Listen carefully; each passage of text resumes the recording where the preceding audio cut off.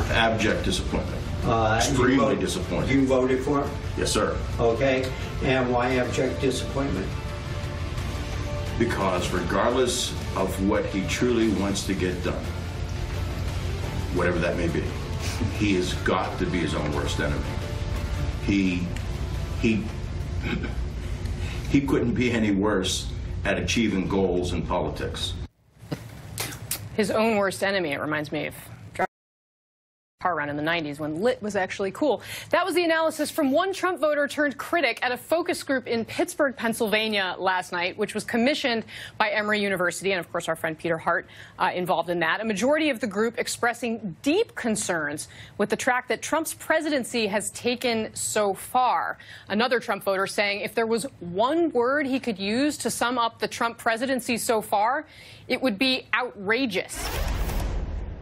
Everything he does is outrageous. Outrageously good, outrageously bad. There's no in-between. In the, 100 days of his presidency, there's a lot of things that he's accomplished, but he just doesn't have that soft touch to sell you on what he wants to accomplish. I'm not sure a soft touch is necessarily what we would hear. Joining our discussion now is Jake Sherman, writer for Politico, someone who I have covered Congress with for quite a long time. Jake, I was fascinated by these focus groups. I don't get too much of a chance to see this kind of thing. And these are voters from Pittsburgh, Pennsylvania, who, of course, President Trump has argued, hey, these are the people I'm talking to, not others around the world. Do you think there is a real chance here, based on seeing this, that he could be losing that base that he has focused so much of his attention on?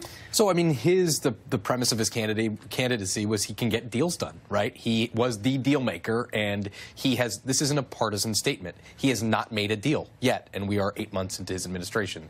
And Don, I don't think Democrats are going to let him make a deal. Well, no, I mean, there's not an advantage to that, and especially if it's a bad deal for working people, that's not going to happen. Right now, he just needs to make a deal with Republicans. I mean, if we've got a reconciliation bill before the House and Senate, he needs to just get Republicans on board. Can I play devil's advocate here for a second? Yeah, because please. I think that, yes, all of those things are true. Donald Trump is reckless. He's his own worst enemy. He shoots his mouth off when he shouldn't. Those things have been true as long as he's been in public life, including when he was running for office. These people have known his flaws. They've accepted his flaws. So I think it's possible to be disappointed in him while still supporting the idea of him. And, of course, then there's the question of, okay, well, so who does he run against? These people need something to run toward, not just someone to run away. But that idea you just brought up, let's explore that for a second. The idea that, yes, they know he's outrageous. Maybe they voted for him because he's outrageous, but maybe they expect something different from their president than they did from a candidate. That's possible. And look, a lot of people thought that Obama didn't bring the change that he campaigned on in 2011 and 2012, and they voted for him on the idea that he might bring that change from 2012 to 2016.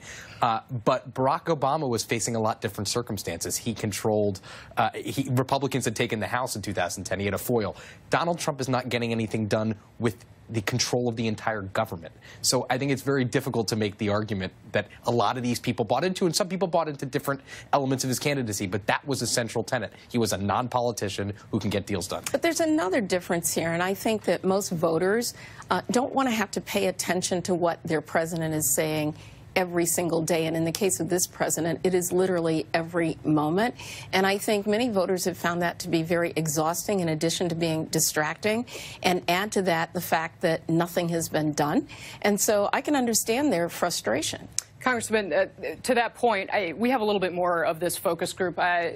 These voters, Trump supporters, were asked, do they still have confidence in Donald Trump, or have they lost confidence? One Trump supporter explains why they've lost confidence. Take a look. I look at a president to be presidential, someone who is calm, focused.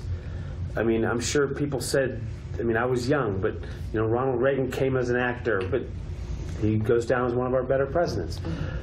I thought, okay, this guy, he's not a politician, but in some aspects, he's almost turning into a politician, just in a different way. Is he turning into a politician? Yeah, right. I mean, they thought they were going to get Abraham Lincoln, right? No, and they end up with Don Rickles. No, this should not be a surprise.